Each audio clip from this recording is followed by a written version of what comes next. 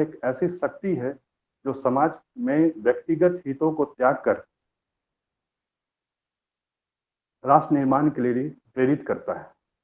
जिस प्रकार एक सैनिक पूरे देश की सुरक्षा के लिए अपना सर्वस्व न्यौछावर करने के लिए हमेशा तत्पर रहता है, उसी प्रकार शिक्षक राष्ट्र की एकता, अखंडता और वीरता को स्थापित करते हुए अपने विद्यार्थियों के सहयोग से देश को सुखी, संपन्न एवं विकसित बनाने के लिए हमेशा प्रेरित और समर्पित होता है। एक ऐसे ही शिक्षक, ऐसे ही कर्तव्य परायण, निश्चल प्रेम से अभिभूत, धैर्यवान, कर्मवीर आदर्श शिक्षक आज हमारे बीच उपस्थित हैं, जिनकी गरिमामय उपस्थिति ही हमें ऊर्जा प्रदान करती है। आप हैं श्रीमान अवनिंदर सिंह, जिनके परिचय के लिए स्वर एवं व्यंजन की सीमा कम लगती है, क्योंकि शिक्षक बनना इनका जीवन का लक्ष्य था, ना कि मजबूरी। अपने शिक्षक जीवन काल में इन्हें शिक्षक प्रोत्साहन पुरस्कार एवं शिक्षक गुरुश्रेष्ठ अवार्ड से नवाजा गया तथा एक्सीलेंट म्यूजिक परफॉर्मेंस के लिए IAS मिस्टर अनुराग भटनागर द्वारा लिखित प्रशंसा पत्र प्राप्त हुआ। सभी सुविधाओं से युक्त नवोदय विद्यालय को छोड़कर जंगल में गुरुकुल का संघर्ष में जीवन जीने के लिए JPSC द्वारा चयनित होकर संसाधनों की कमी से ग्रसित, सुविधा रहित रांची से 25 किलोमीटर दूर ग्रामीण क्षेत्र अनगढ़ा प्रखंड के देहात चिलदाग में SS+2 हाई स्कूल में योगदान किया। एक तरफ जहां सभी सरकारी स्कूल शहर में हो या गांव में अपने विद्यार्थियों के संख्या बल की कमी के कारण या तो बंद कर दिए जा रहे हैं या दूसरे विद्यालयों में मर्ज कर दिए जा रहे हैं, ऐसे में इन्होंने अपने 10 वर्षों के अथक प्रयास से अपने विद्यालय को झारखंड के टॉप 10 सरकारी विद्यालयों में के शिखर तक पहुंचाया। आज 1600 से अधिक विद्यार्थी सभी सुविधाओं से युक्त होकर सुचारू रूप से अपने पठन पाठन पूर्ण कर लक्ष्यों को पूरा कर रहे हैं। इसी लगनशीलता एवं कर्तव्य परायणता की पराकाष्ठा का ही परिणाम है कि इन्हीं प्रयासों से प्रसन्न होकर 2017 में झारखंड के मुख्यमंत्री द्वारा इन्हें झारखंड सम्मान से सम्मानित किया गया।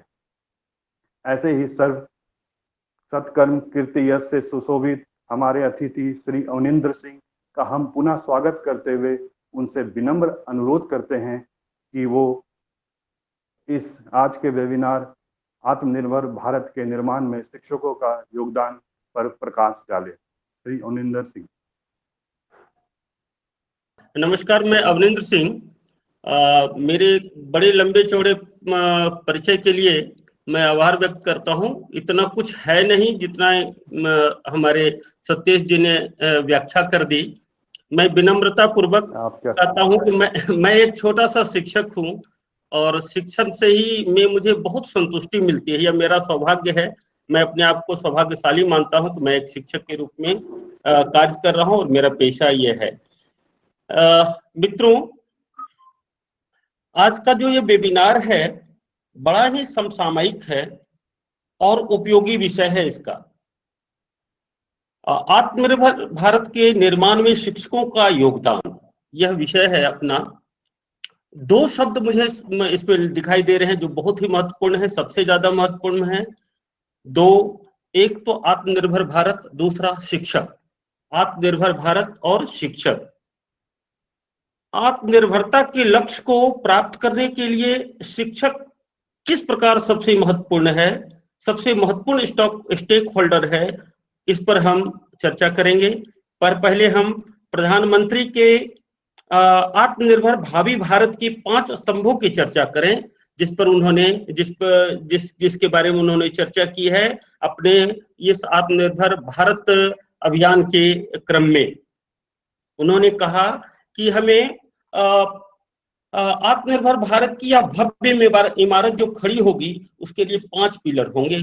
पहला पिलर इकोनॉमी, एक ऐसी इकोनॉमी जो इंक्रीमेंटल चेंज नहीं, क्वांटम जंप लाए। धीरे धीरे बढ़त तो होती ही है इकोनॉमी में, लेकिन वो क्रमबद्ध बढ़त नहीं, एकदम से एक उछाल लाए, क्वांटम जंप लाए। दूसरा पिलर है इंफ्रास्ट्रक्चर, एक ऐसा इंफ्रास्ट्रक्चर जो आधुनिक भारत की पहचान बने।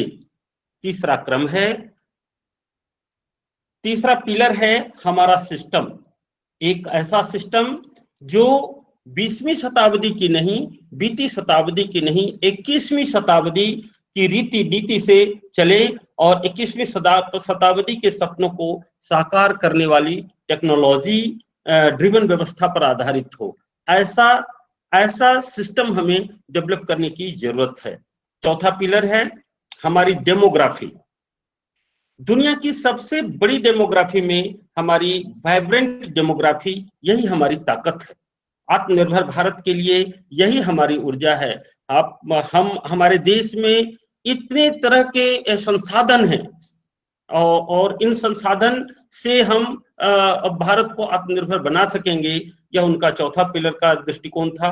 और पांचवा पिलर है प्रधानमंत्री के हिसाब से डिमांड। हमारी अर्थव्यवस्था में डिमांड और सप्लाई का जो चक्र है, जो ताकत है, उसे पूरी क्षमता से इस्तेमाल किए जाने की जरूरत है।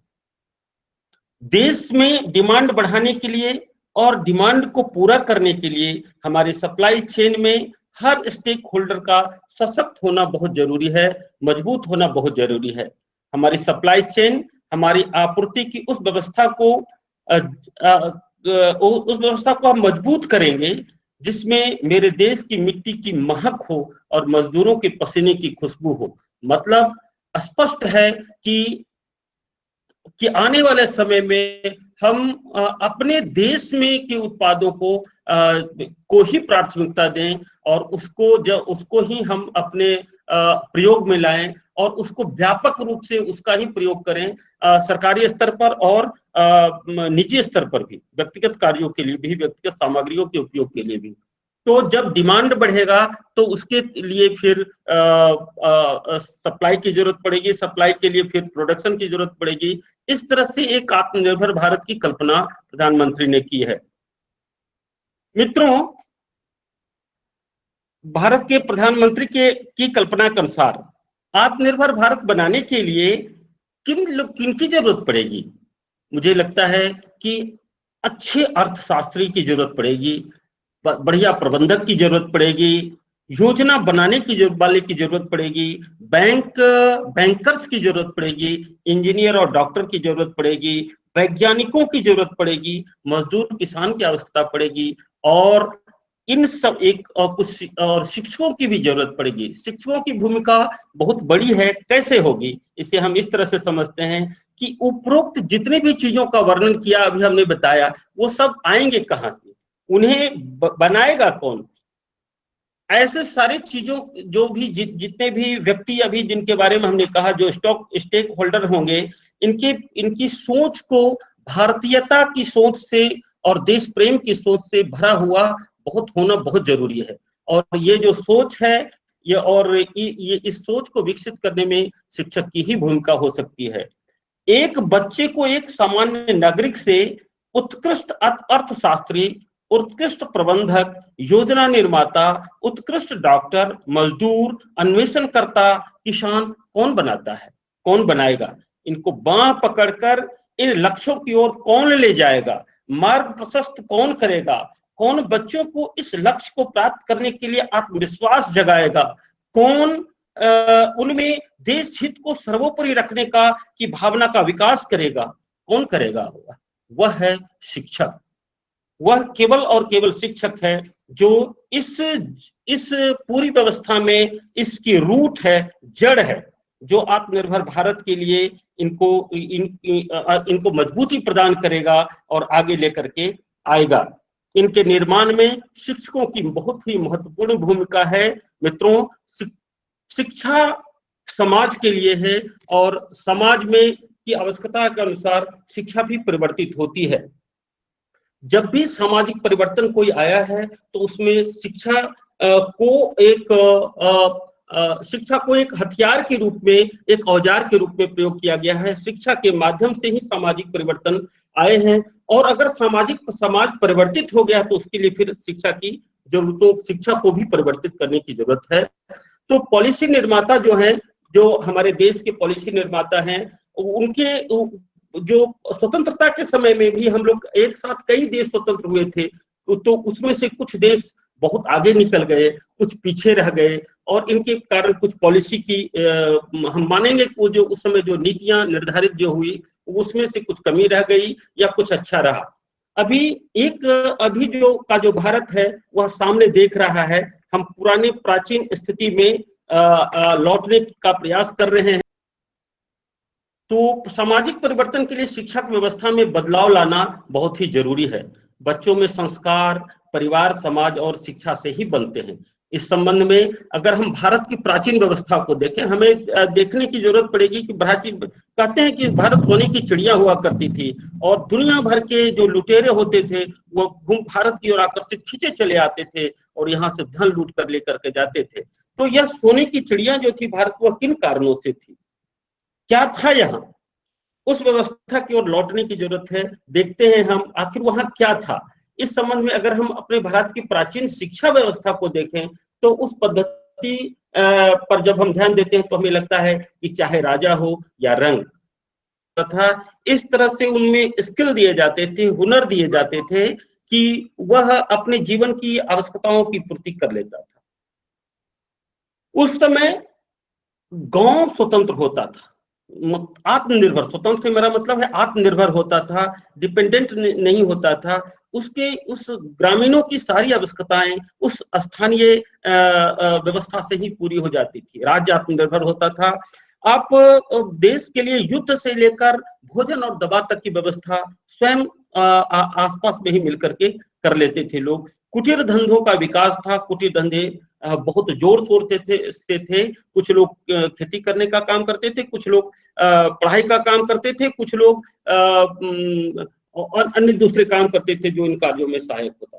इस तरह से हमारी व्यवस्था आत्मनिर्भर थी। धीरे धीरे जब अंग्रेज आए तो उन्हें जरूरत हुई नौकरों की, और इस नौकरों की फौज को तैयार करने के लिए उन्होंने हमारी शिक्षा व्यवस्था, हमारे जो उद्योग धंधे थे उस पर हमला किया, और छोटे छोटे कुटीर धंधों की जगह पर, कुटीर उद्योगों की जगह पर बड़े बड़े कारखाने उन्होंने लगाए, और इसमें काम करने वाले के लिए उन्हें जरूरत हुई नौकरों की, और उन्होंने ऐसे शिक्षा व्यवस्था का विकास किया जिससे केवल नौकर ही पैदा हुए, नौकर ही बने, चाहे छोटे स्तर के नौकर हो चाहे बड़े ओहदे वाले नौकर हो, लेकिन उन्होंने नौकर पैदा करने के लिए ही हमारी शिक्षा व्यवस्था को बनाया, और उसी के हिसाब से आज तक व्यवस्था चलती रही। थोड़ा बहुत स्वतंत्रता के बाद व्यवस्था को परिवर्तित करने का प्रयास किया गया, लेकिन लगता है कि व्यवस्था बदलने की जो कोशिश की गई उसमें मानसिकता का नहीं बदलने के चलते वह बदली हुई व्यवस्था प्रभावी नहीं हो पाई, और फिर कमोबेश हम लोग उसी स्थिति से गुजरते रहे। पिछले विगत कुछ वर्षों से यह परिवर्तन परिलक्षित हो रहा है। जो नई जो दिशा में हम सोच रहे हैं, व्यवस्थाएं बदल रही है, इस ओर हम कदम बढ़ा रहे हैं। निश्चित रूप से यह बदलाव योगदान शिक्षकों के योगदान से ही आया है और आगे भी आएगा। राष्ट्र निर्माता की भूमिका में भावी पीढ़ी के राष्ट्र के निर्माण के लिए शिक्षकों की भूमिका बहुत ही महत्वपूर्ण है। मित्रों, शिक्षण जो है वह एक पेशा नहीं है, पेशा मात्र नहीं है।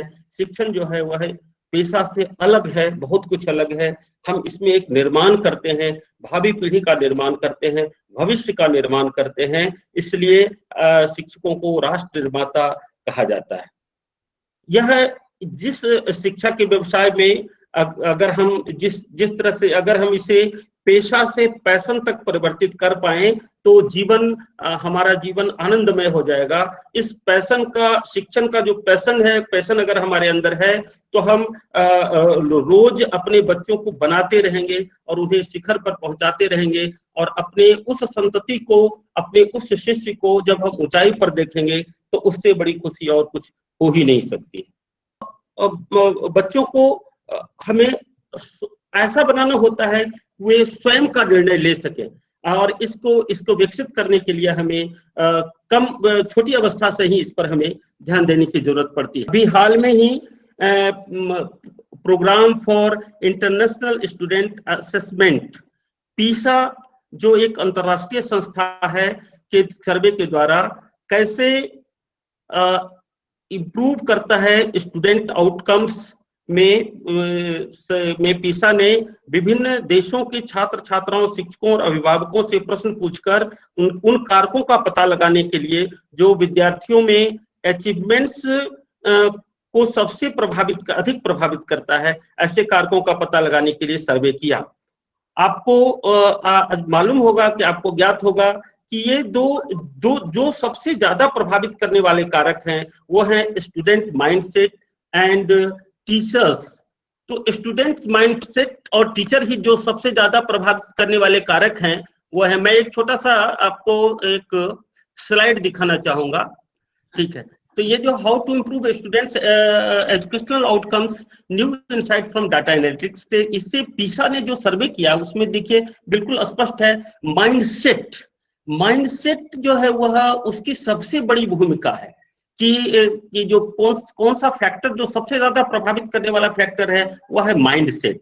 और दूसरा जो प्रभावित करने वाला फैक्टर है वह है जो जिसका 17% जिसका है महत्व, वो है टीचर्स फैक्टर्स।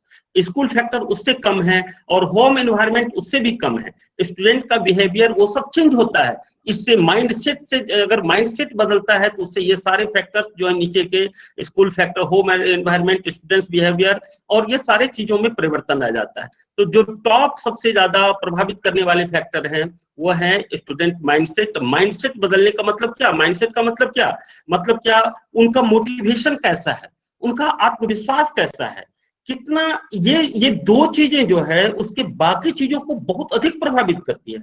बाकी की परिस्थितियां इनके मोटिवेशनल, कितना मोटिवेटेड है और कितना आत्मविश्वास है उसके अनुसार ये बदल जाती है।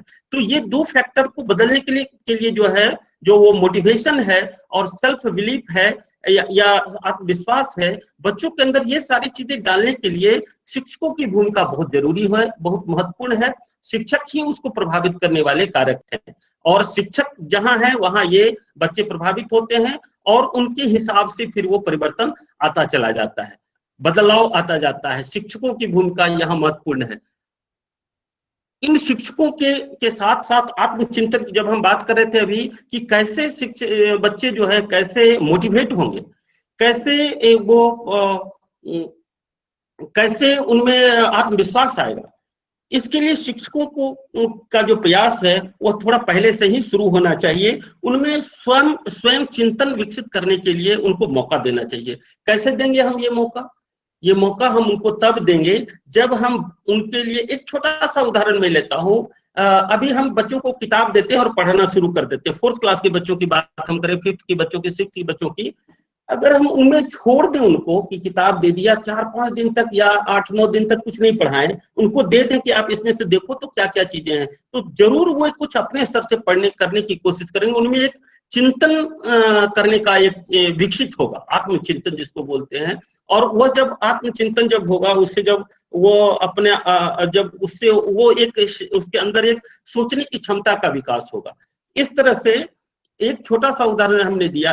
अभी हम लोग पढ़ाई के क्रम में केवल हम देते जाते हैं बच्चों को, सुनते हैं, क्वेश्चन आता है, सुनते हैं, लेकिन सुनने के साथ साथ उसमें हम उनको उतना मौका नहीं देते हैं जितना उनको मौका मिलना चाहिए।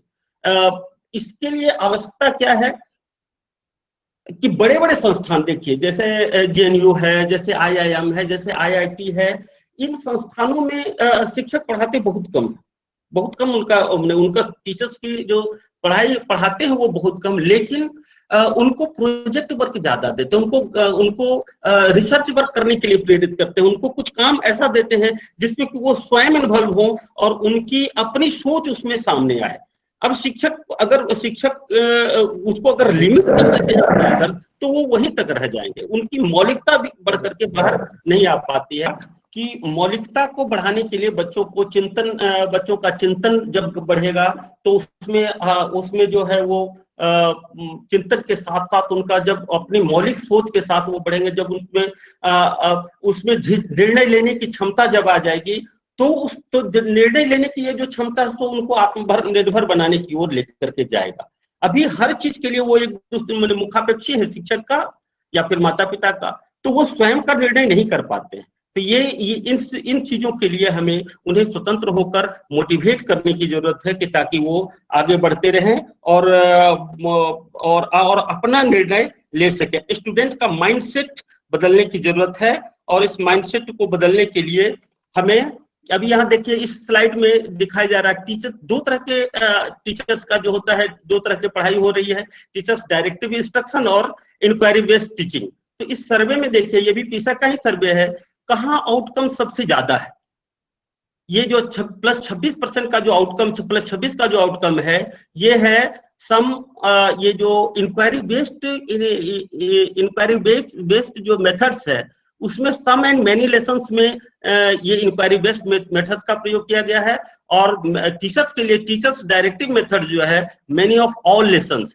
तो ऐसा नहीं कि केवल टीचर ही पढ़ाए तो हो जाएगा, ऐसा नहीं कि केवल इंक्वायरी बेस्ड ही मेथड हो तो भी हो जाएगा। इन दोनों का बैलेंस्ड कॉम्बिनेशन जो है वही बच्चों को आगे की ओर लेकर के जाएगा। उसमें सेल्फ कॉन्फिडेंस विकसित करेगा, आत्मविश्वास विकसित करेगा और वही उसमें जो उसकी एक पर्सनैलिटी ऐसी बनेगी जिससे कि चलते उसमें निर्णय लेने की क्षमता होगी। बेस्ट आउटकम्स के लिए ये जरूरी है, ये दोनों का कॉम्बिनेशन प्रस्तुत करना। पीसा के सर्वे में ज्ञात हुआ कि इसके लिए सबसे उत्तम टीचर्स डायरेक्टिव मेथड ही है और इंक्वायरी बेस्ड मेथड का संतुलन ही है, जो निम्न स्लाइड में अभी हमने जो स्लाइड दिखाया उससे हमें स्पष्ट हुआ। साथियों, इस कोविड-19 के संक्रमण काल में हमें बहुत कुछ ये जो कोविड-19 का संक्रमण काल है, इसने हमें बहुत कुछ सिखाया। मतलब जीने की शैली बदल गई, सोचने की शैली बदल गई और साथ ही साथ बदला है शिक्षण व्यवस्था। सीखने का जो तरीका है उसमें भी ड्रास्टिक चेंज आया है और उसमें भी बदलाव आया है। मैं आभार व्यक्त करता हूं इस तरह से कि प्रकृति का, कि उसने हमें परिवर्तित होने का एक मौका दिया है। और प्रधानमंत्री हमारे बराबर कहते हैं कि ये जो है इसको एक अवसर के रूप में हम इसका प्रयोग करें। तो हमें लगता है कि हम लोग इसे एक अवसर के रूप में देखते हुए आगे बढ़ें।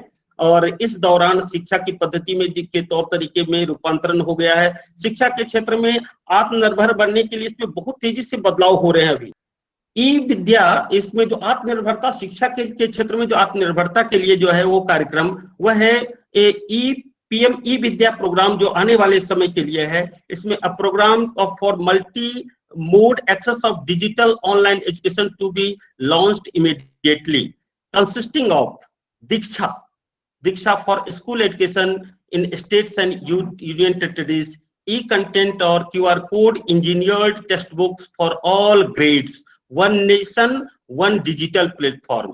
आपको जानकर के ये भी आश्चर्य होगा कि हर क्लास के बच्चे के लिए एक डेडिकेटेड टीवी चैनल की शुरुआत की जा रही है। जहां की हमारी इंटरनेट की पहुंच नहीं होती है, वहां टीवी चैनल के माध्यम से बच्चे पढ़ सकेंगे। तो हर क्लास के लिए 1 से लेके 12 तक के लिए हर क्लास के लिए एक टीवी चैनल की शुरुआत होगी। Extensive use of radio, community radio and podcast, special content for visually and hearing impaired। Top 100 university will be permitted to automatically start online course by 30th May 2020। इसके साथ साथ इसका जो एक साइकोलॉजिकल इम्पैक्ट आएगा बच्चों पर, और इसके निवारण के लिए मनोदर्पण नाम का एक इनिशिएटिव शुरू किया जा रहा है, जो बच्चों को बच्चों, टीचर और फैमिलीज को साइकोलॉजिकल सपोर्ट देगा। Mental health and emotional wellbeing to be launched immediately, इसकी शुरुआत की जा रही है। न्यू नेशनल करिकुलम और pedagogical framework for school early childhood and teachers will be launched. National Fundamental Literacy and Numeracy Mission for ensuring that every child attains learning level and outcomes in grade 5 by 25 will be launched by December 20। ये सबसे महत्वपूर्ण है ये जो अंतरराष्ट्रीय स्तर की जो है एक व्यवस्था ऐसी की जा रही है कि जिसमें कि 5 में पढ़ने वाले जो डिसाइडेड लर्निंग आउटकम्स हैं वो जरूर से जरूर प्राप्त कर लें। तो ये आने वाले भविष्य के लिए ये योजनाएं हैं सरकार की, जो शिक्षा में के क्षेत्र में आत्मनिर्भर होने के लिए प्रयास किया जा रहा है। अब आत्मनिर्भरता के मामले में हम ये कहेंगे कि शिक्षकों को किस तरह से बच्चों के लिए, जैसे हम लोग कई बार होती है बात कि हम टीचर्स जो होते हैं वो बच्चों के विकास में सहायक तो होते हैं, लेकिन कई बार हम लोग उनके विकास को अवरुद्ध भी करते हैं, उनको विकास को रोकते भी हैं। Every teacher must take the students realise the divine potential within them. हमें हमेशा मान करके चलना चाहिए कि बच्चे में कुछ न कुछ ऐसे गुण जरूर हैं जो उनको विशिष्ट बनाते हैं। The teacher must encourage, motivate, build confidence and inspire students to have larger goals in field and prepare them to take charge of life. He must train the students mind and develop life skills, thinking skills, most important। फिर हम उसी पर आ रहे हैं, thinking skill को develop कैसे करेंगे? Critical thinking, creation thinking, problem solving, decision making, awareness, consciousness, ये सारी चीजें हैं जो शिक्षक अपनी गतिविधियों के द्वारा बच्चों में विकास विकसित कर सकते हैं।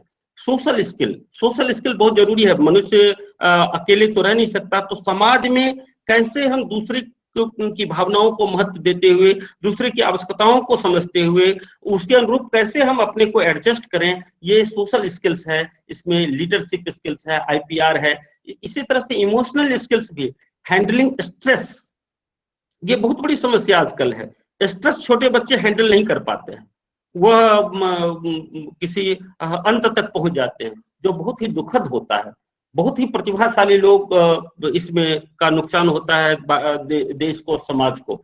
तो स्ट्रेस हैंडलिंग करने के लिए, एंगर हैंडलिंग करने के लिए, कन्फ्लिक्ट जो रिजोल्यूशन, उस कन्फ्लिक्ट को हैंडल करने के लिए, और ये भय पर अपना नियंत्रण करने के लिए कैसे सीखेंगे बच्चे, उनको कैसे हम लेकर के आएंगे? इन सबों में शिक्षक की भूमिका बहुत ही अच्छी है। A teacher must take his students sometimes out of comfort zone to instill toughness and prepared।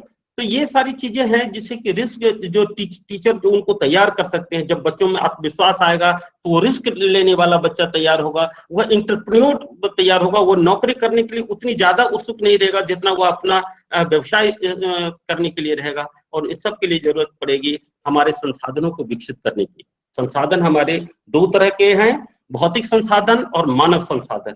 भौतिक संसाधन तो भारत में प्रचुरता से है, केवल उनको हार्नेस करने की आवश्यकता है, केवल उनको उनका सही ढंग से उपयोग करने की जरूरत है। और मानव संसाधन को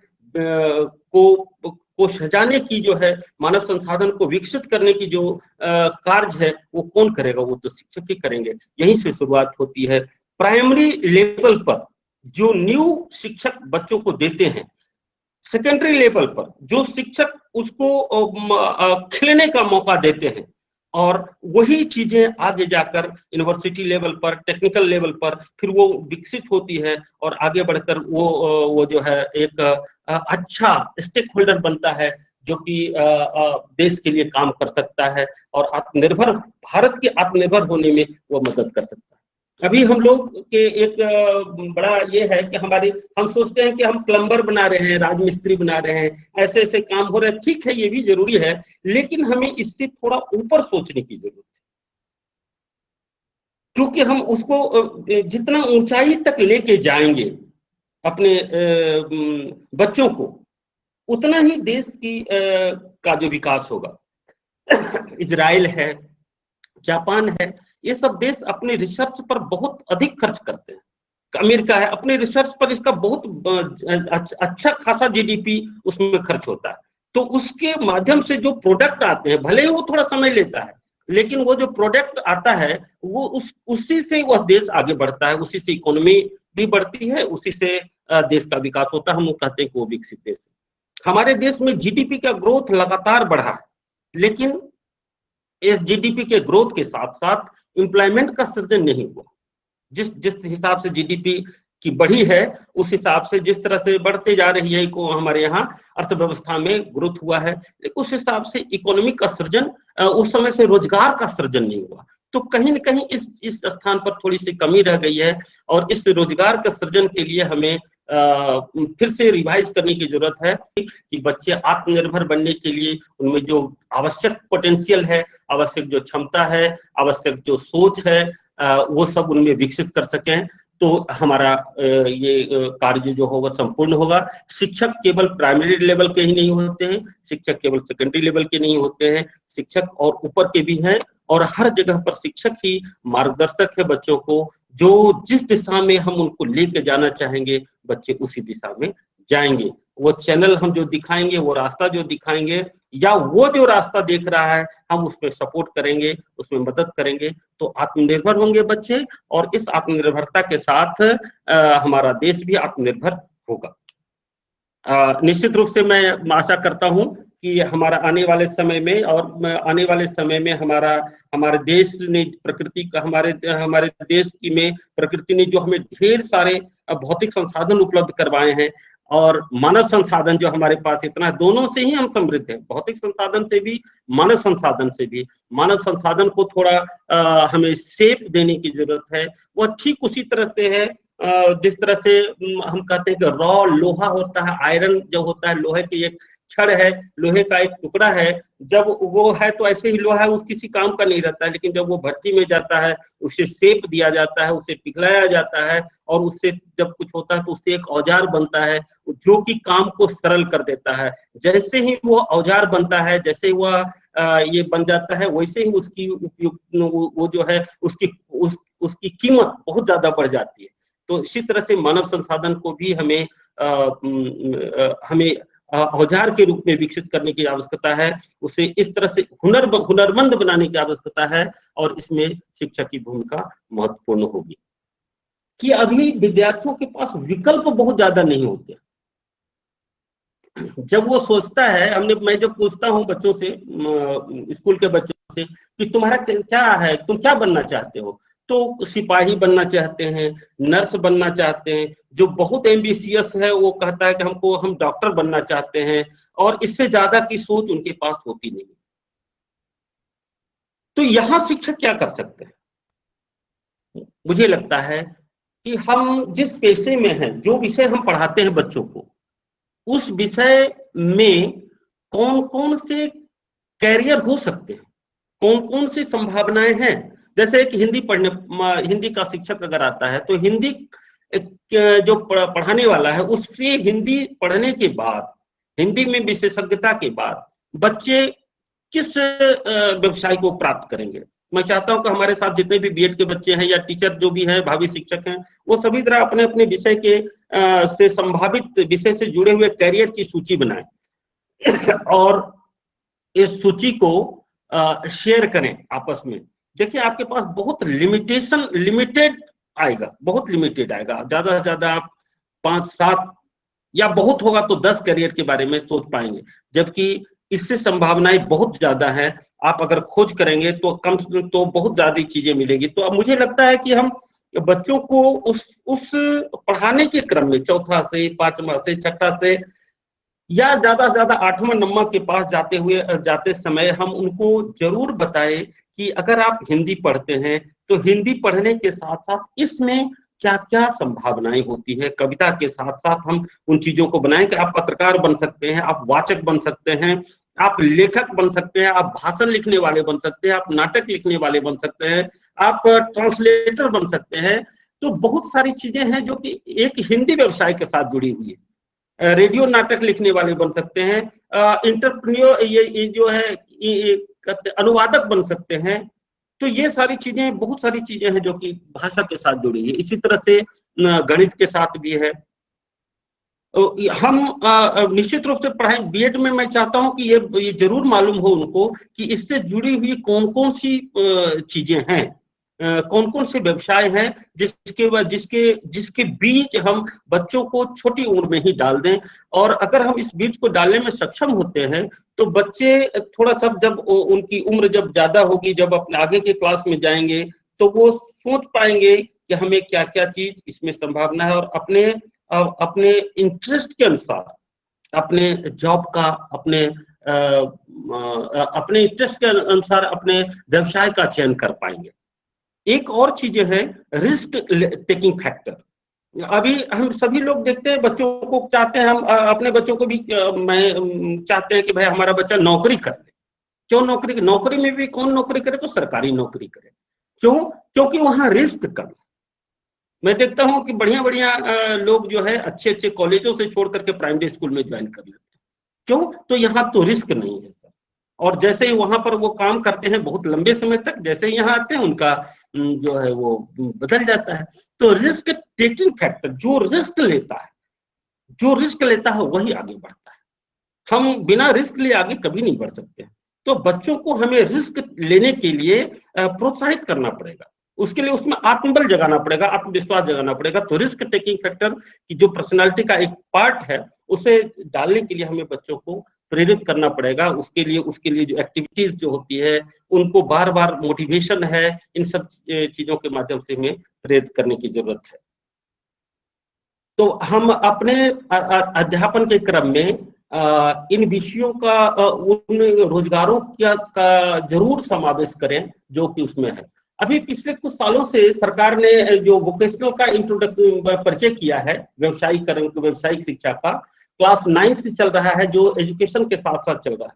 बहुत अच्छी परिणाम मुझे इसे देखने को मिला है। मेरे विद्यालय का एक लड़का है, उज्जवल नाम है उसका, क्लास 9 से में जब वो आया था, मिडिल स्कूल से हाई स्कूल में एडमिशन लिया, उसकी रुचि थी हमारे यहाँ कंप्यूटर लैब में, धीरे धीरे उसने सीखना शुरू किया। क्लास 10th में जाकर के उसकी पकड़ अच्छी हो गई, और अभी 12 में अच्छा वो काम करता है, अच्छी कमाई कर लेता है, बाहर भी काम कर लेता है, और स्कूल में भी सभी शिक्षक उससे पूछते हैं जरा ये कर दो, जरा वो कर दो, क्योंकि उसने उसको आनंद पूर्वक उसको सीखा है और उस हुनर को वो बाहर काम में ला रहा है। इसी तरह से दूसरा व्यवसाय जो हेल्थ केयर का, हमारे यहाँ के बच्चे जो हेल्थ केयर में, जो हमारे यहाँ एक हेल्थ केयर भी चलता है वोकेशनल एजुकेशन में, तो बच्चे हेल्थ केयर में सीखने के बाद पास की जो केमिस्ट की दुकान है, या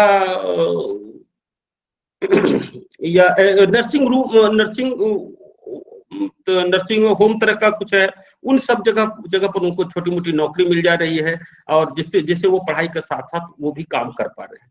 तो ये भी जरूरत है कि बच्चों में इंटरेस्ट के अनुसार उनको सीखने का अवसर भी हमें देने की जरूरत है, और उस दिशा में अच्छे कुछ बढ़िया योजनाएं, अच्छी तरह से योजनाएं बना करके हर बच्चे में कुछ स्किल को जरूर सीखने का मौका देना चाहिए। अगर ये बच्चे सीख पाएंगे तभी वो आत्मनिर्भर होंगे। जब वो आत्मनिर्भर होंगे तभी हमारा देश भी आत्मनिर्भर होगा। तो इन्हीं शब्दों के साथ मैं ये करता हूँ, अपनी बात समाप्त करता हूँ। धन्यवाद सर। और अगर आप में से कोई प्रश्न पूछना चाहे तो मैं उनका स्वागत करता हूँ। और हाँ, बताइए जाए सतीश जी। धन्यवाद, बहुत अच्छा आपने मार्गदर्शन दिया।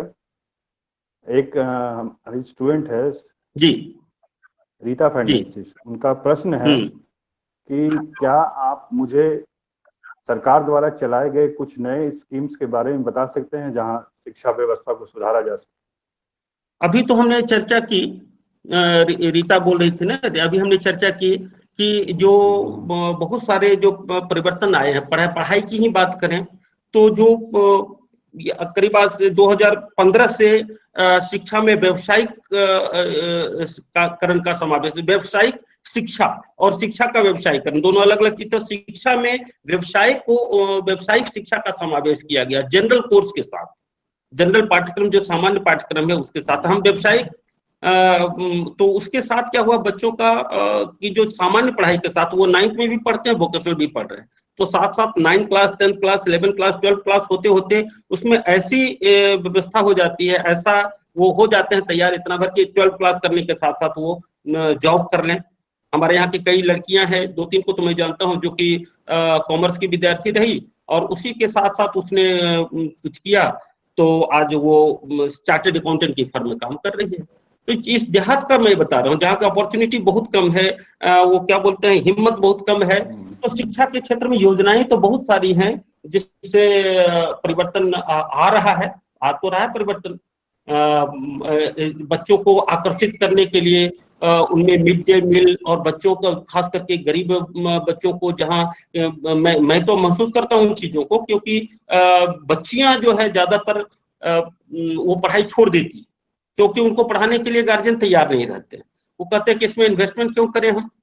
तो उनके लिए सरकार कितना प्रोत्साहन दे रही है, उनको उनके साथ उनके ड्रेस आदि है, उनकी किताबें फ्री है। अब तो सरकार की बहुत सारी योजनाएं हैं जो शिक्षा के क्षेत्र में हमें और अगला आगे ले प्रश्न है जाकर। सर, जी अगला प्रश्न है रितिका मृगलानी जी का जी। कि सर आजकल बच्चे बहुत जल्दी डीमोटिवेट हो जाते हैं, फेलियर एक्सेप्ट नहीं कर पाते, उनको कैसे मोटिवेट करके रखा जाए?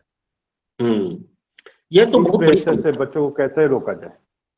ये बड़ी समस्या है, बहुत बड़ी समस्या है ये, कि बच्चे जो है वो बहुत जल्दी मोटिवेट हो जाते हैं और फेल्योर को अपना एक्सेप्ट नहीं कर पाते हैं।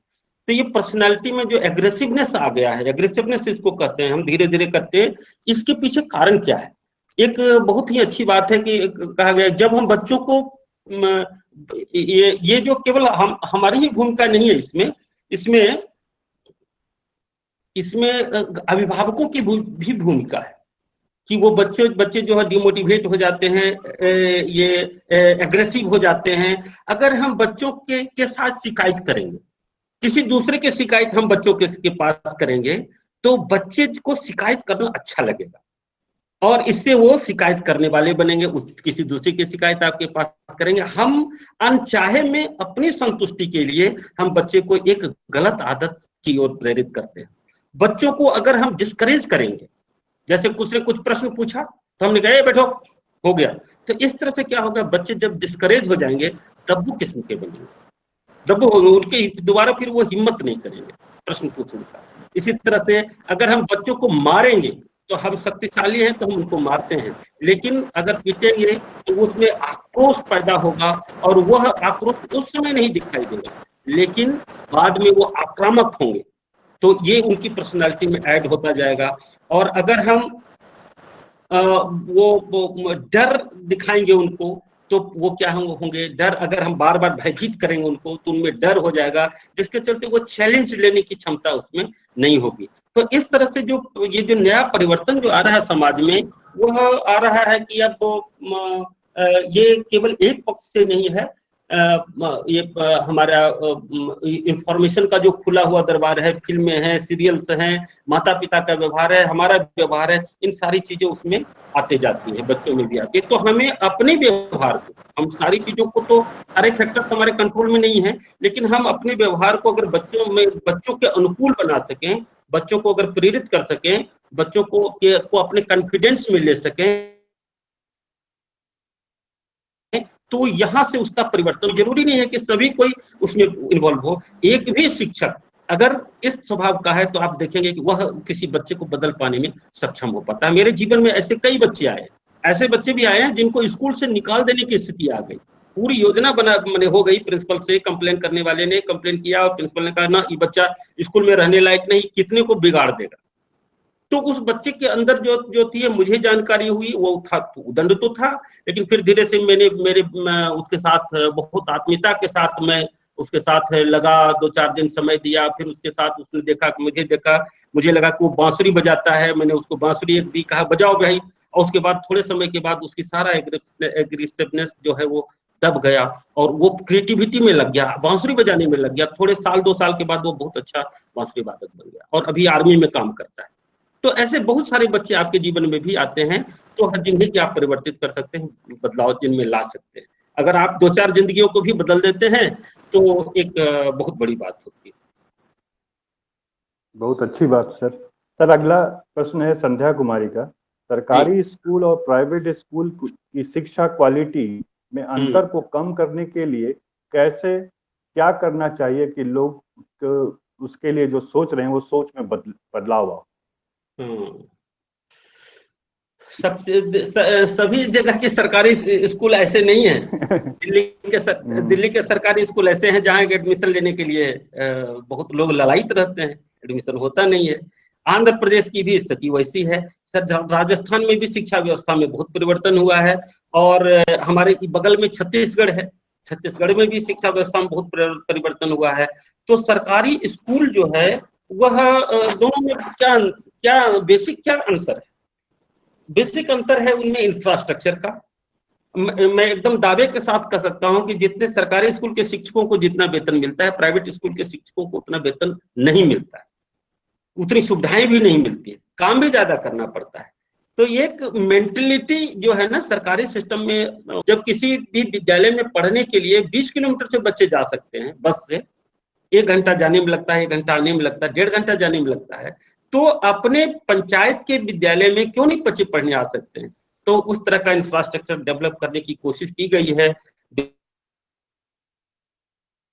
विद्यालयों को एक साथ स्कूल कैंपस के रूप में डेवलप करके उसमें बहुत सारी सुविधाएं, जो इंफ्रास्ट्रक्चर होते हैं वो दिया जा रहा है। शायद वो लक्ष्य प्राप्त नहीं हो पाता है, लेकिन है ये स्कूल कैंपस का एक कंसेप्ट आया था जिसमें कि 1 से लेकर 12 तक के बच्चों को पढ़ाया जाए, और आसपास के सभी स्कूलों के बच्चे वहां आए और वहां बसों से उनको लाया जाए, उनको पढ़ाया जाए और उनको फिर वापस भेजा जाए। तो ये कंसेप्ट है। और भी बहुत सारी इंफ्रास्ट्रक्चर में बहुत सुधार हुआ है। कंप्यूटर सिस्टम मेरे यहाँ अब मेरे यहाँ 2 कंप्यूटर लैब है, 19 कंप्यूटर और 10 कंप्यूटर, 29 कंप्यूटर है मेरे यहाँ, 6 प्रोजेक्टर है। अब ये सरकारी स्कूल ही तो है।